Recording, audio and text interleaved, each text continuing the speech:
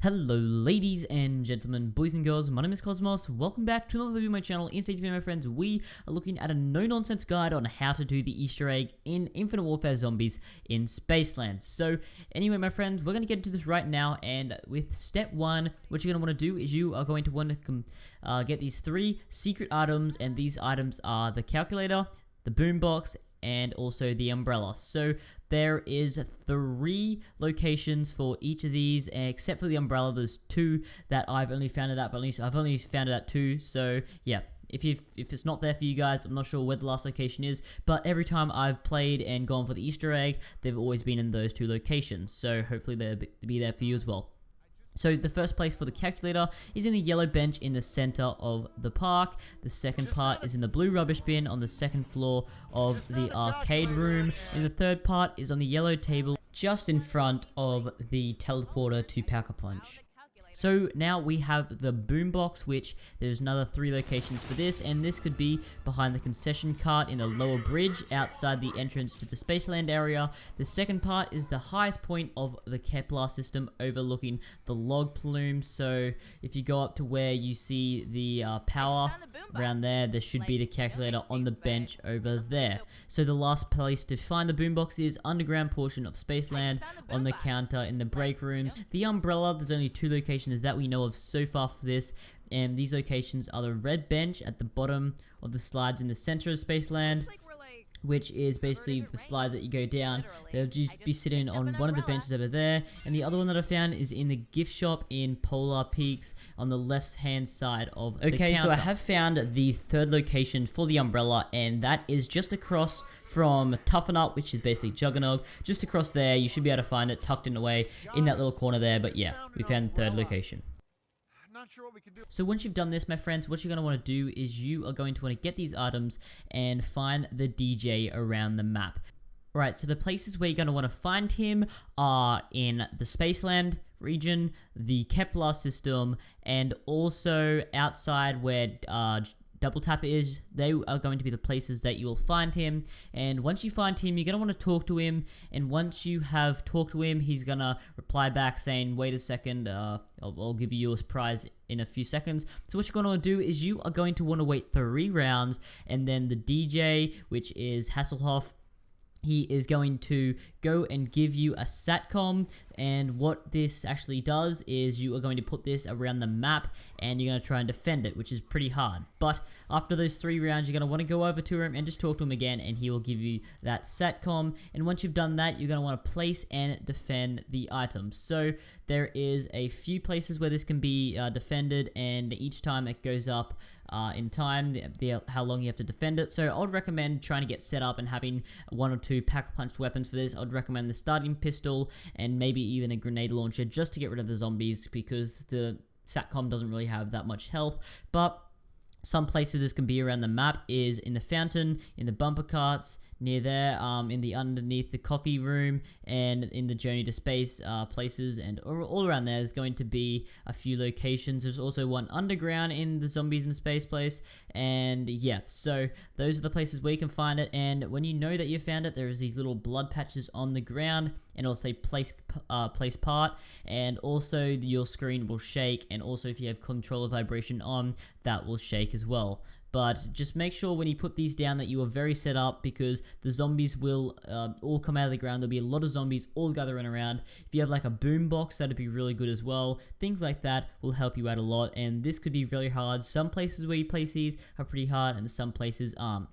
So you're going to want to repeat this place and defend process 3 times, and after you've done that, you're going to want to get all your stuff, and you're going to want to return it back to the DJ. Once you've talked to the DJ again, you are going to wait a few more rounds, and then you will be good to go to the next step.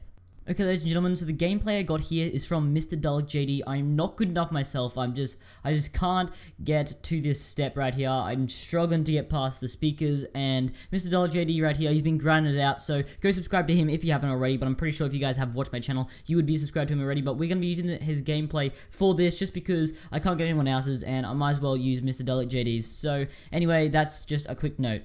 Alright, ladies and gentlemen, so in the next step, what we are going to want to do is we are going to want to get the speaker from the DJ. So after you waited a few rounds for the DJ to do his thing, I don't know what he's doing, but you gotta wait a few rounds, go up to him again, and then he should give you a speaker. Once you've acquired this speaker, you need to head over to the black hole area, or whatever you want to call the portal that goes to Pack-a-Punch, the main portal in the middle of the map. And what you want to do is there is four little platforms around there. You want to go and place the speaker on the four platforms, and once you got those speakers on the four platforms, then we can move on to the next step. And what we're going to want to do is we're going to want to play these tones in the correct order. So after the previous step, what you're going to want to do if you're doing like 4-player, each player in your team must interact with one each. But if you are doing solo, then you got to do this all by yourself. So basically you need to play them in a way that the tones play in ascending order, so from the lowest sound to the highest sound. And then once you've done that, you will hear a completion cue. Then we can move on to the next step.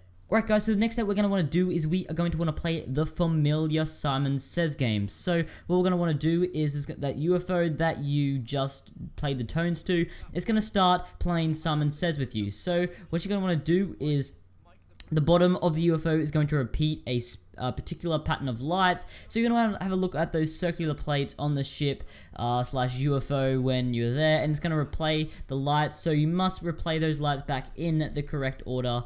So if you do not do that properly, a big brute will spawn in. And yes, so once you've noticed the order consisting of blue, red, yellow, and green, so those are the colors, you want to interact with the speakers on the gold platforms to replay the lights back to the UFO in the correct order.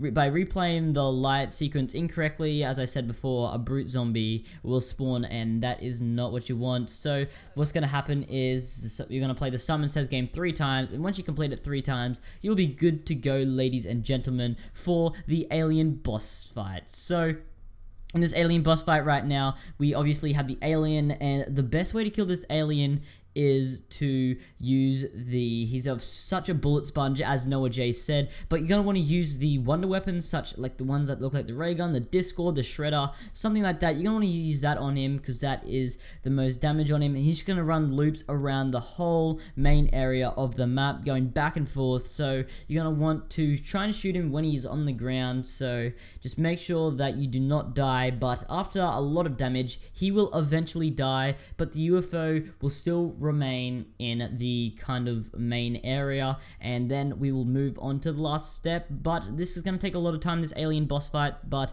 I know that you guys are patient and you can do this, so that's what we're going to do. But our last step, ladies and gentlemen, is to destroy the alien ship. This is pretty easy. What you're going to want to do is you're going to want to go over to the Spaceland little little arc thing, I don't know what you'll call it.